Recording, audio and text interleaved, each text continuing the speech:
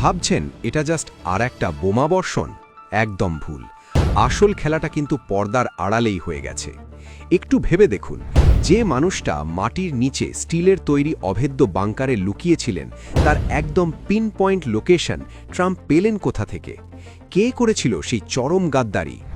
আজ আমরা যে ঘটনাটা নিয়ে কথা বলবো সেটা কোনো সাধারণ খবর নয়। এটা আধুনিক জিওপলিটিক্সের এমন একটা মাস্টার স্ট্রোক যা গোটা মিডল ইস্টের ম্যাপটাকেই হয়তো বদলে দিতে চলেছে।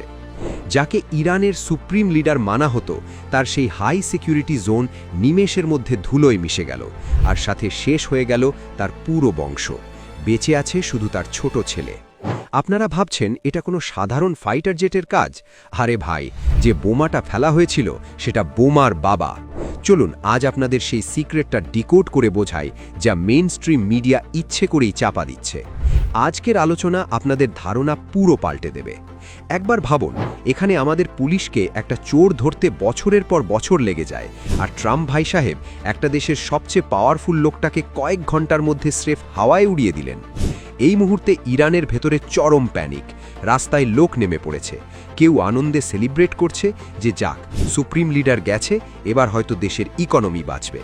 আবার কেউ ভয়ে কাঁপছে, এবার আমাদের কি হবে? পেন্টাগন আর ইসরায়েলি ডিফেন্স ফোর্সের ভেতর যে এমার্জেন্সি মিটিংগুলো হয়েছে, তার রেজাল্ট ছিল একটাই: স্ট্র্যাটেজি বদলাও। আমেরিকা এখন আর 10 বছর ধরে যুদ্ধ জেতার ট্রেন্ডে নেই। ওদের নতুন পলিসি হলো সাপও মরবে, লাঠিও ভাঙবে না। মানে পুরো দেশকে না মেরে সরাসরি মাথাটাকে কেটে ফেলো। রাজাকেই বোর্ড থেকে সরিয়ে দাও। সেনা যদি অর্ডার দেওয়ার লোকটাই না পায়, পুরো সিস্টেম তাসের ঘরের মতো ভেঙে পড়বে। আর ঠিক সেটাই হলো। এবার একটু খবরের ভেতরের খবরে যাওয়া যাক। লজিকটা বুঝুন। এই স্যাটেলাইট ইমেজটা দেখুন। এখানে মার্ক করা আছে লিডারশিপ হাউস। এইটুকু জায়গার মধ্যে খামেনেই ছিলেন। চারিদিকে গাছপালা, শান্ত পরিবেশ। আর পরের ছবিটা দেখুন, সব গায়েব। সাদা ছাদ পুরো কালো ধোঁয়ায় ঢেকে গেছে। জায়গাটা আক্ষরিক অর্থে শ্মশান হয়ে গেছে। কিন্তু এটা হলো কিভাবে?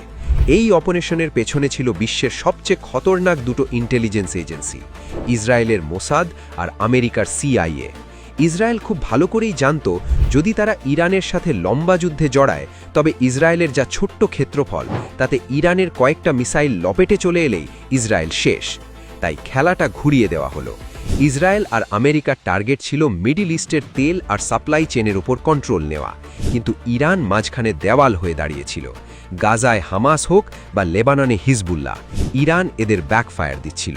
তাই আমেরিকা ঠিক করল, প্রক্সির সাথে না লড়ে সরাসরি মেন সুইচে হাত দিতে হবে। কিন্তু খামেনেইর সিকিউরিটি এতটাই টাইট ছিল যে ভেতরের কোনো হাই লেভেল অফিসারের গাদ্দারি ছাড়া এই নিখুঁত কোঅর্ডিনেট পাওয়া অসম্ভব।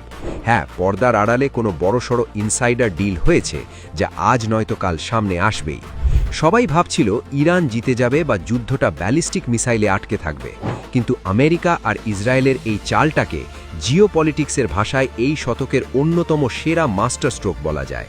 খামেনেই যে বাংকারে ছিলেন, সেটা কোনো সাধারণ ইটের বাড়ি ছিল না। স্টিলের মোটা চাদর দিয়ে মোড়া আন্ডারগ্রাউন্ড ফোর্ট্রেস। বাইরে থেকে হাতি চেঁচালেও ভেতরে হাওয়া ঢোকে না। তাহলে মারল কিভাবে? এখানেই এন্ট্রি নিল GBU-57 ম্যাসিভ অর্ডিন্যান্স পেনিট্রেটর, সোজা বাংলায় বাংকার বাস্টার বোম। ভাই সাহেব, এটার ওজন 13,000 কিলো। এটা এতই ভারী যে সাধারণ ফাইটার জেট একে তুলতেই পারে না।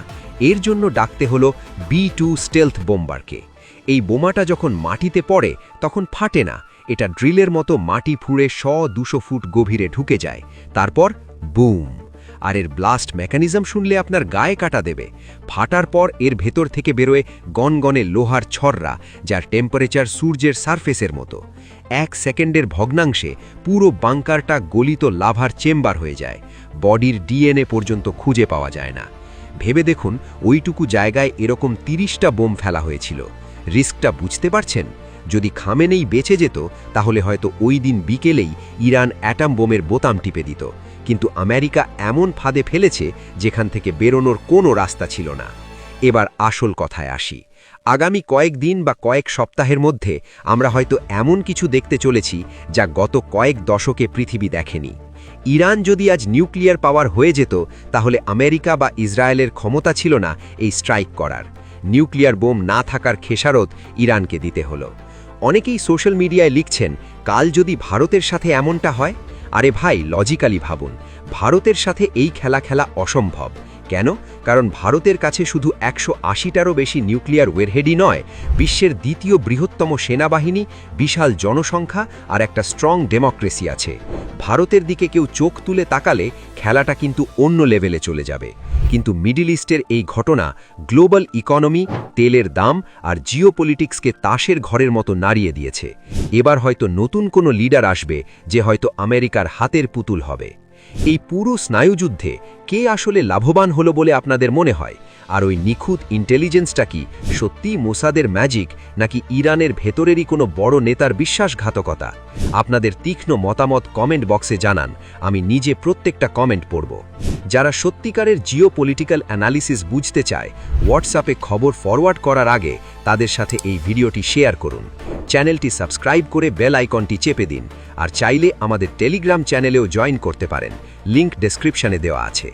চোখ কান খোলা রাখুন, কারণ ইতিহাস আমাদের চোখের সামনেই রোজ বদলাচ্ছে। ততক্ষণের জন্য জয় হিন্দ, জয় ভারত।